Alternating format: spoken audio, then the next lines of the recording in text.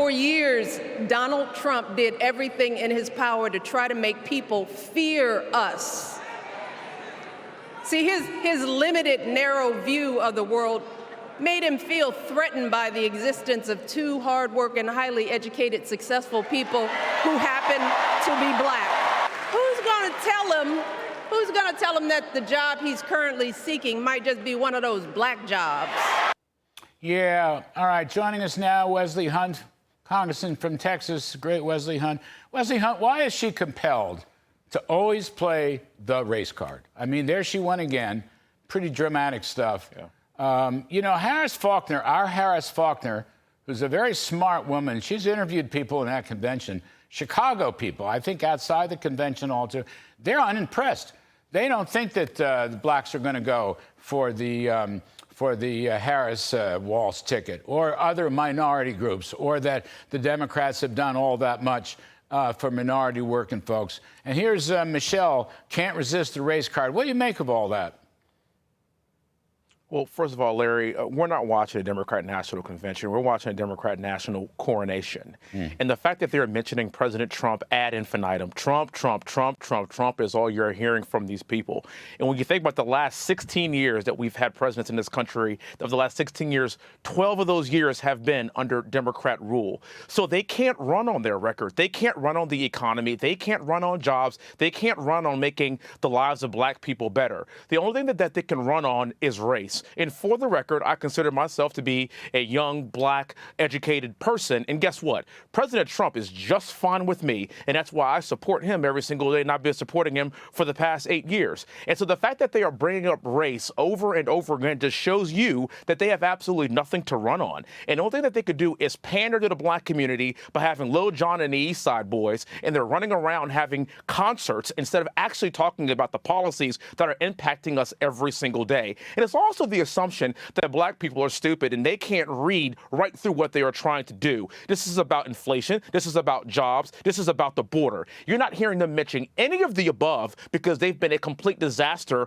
under Democrat presidents, and that includes President Barack Obama, who was the president for 8 years prior to the 4 years of President Trump, where we saw a lot of success. And so when you only have one play, they have to play it over and over and over again in order to brainwash people. But I do believe that we know better, Larry, and we also know that in November, we have to have President Trump back in office to make our lives better. I don't want to hear about race baiting. I want to hear about how are you going to improve the lives of not just black people, but of all Americans. You know, Congressman, I haven't had a word. Now, I haven't watched it wall to wall, but I watched a little bit last night. I probably regret having watched it because I thought the Obamas were just awful, absolutely disgraceful. But in any event, no one, and I'm reading the reports, no one's talking about what you just said, economy, inflation, border, which is what the polls show, and it's what everybody's talking about. No one, none, they're either screaming at Trump. Trump's the most popular, if you look at the word charts,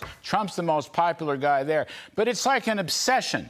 Trump is inside their head. They can't get rid of it. But it isn't about their accomplishments, because I don't think they're convincing exactly these minority working. I don't think they're convincing any working folks, white, black, Asian, whatever.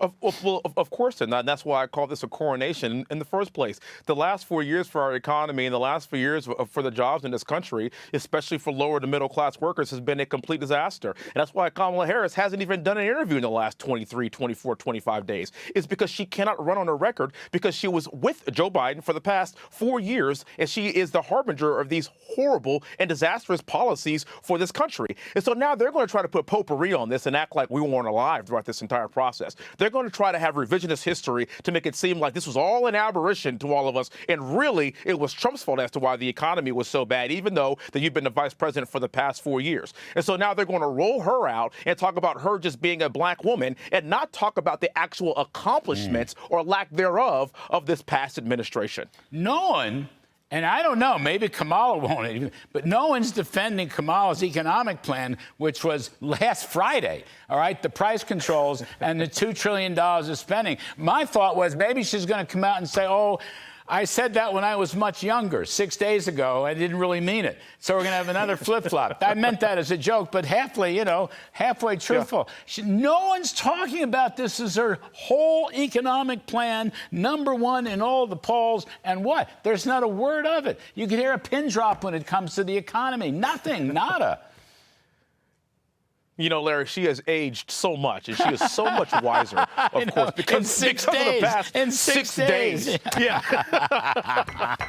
And I can tell you something else, too, Larry, that you can expect 4 more years of this. You can expect 4 more years of this, and it's only going to get worse given her economic plan for the future. Please. And again, 6 days, I guarantee you she hasn't gotten that kind of wisdom. And I know that the American people have been watching what's going on. You cannot lie to us any longer. We've lived this. We actually do want our country back. We do want thriving jobs, and the best person that's going to provide that for all walks of life, not just black people, not just white people, not just Asian people, but for every single American. If you identify as an American in this country, we know that we want President Trump back, and the only angle that they have is identity politics.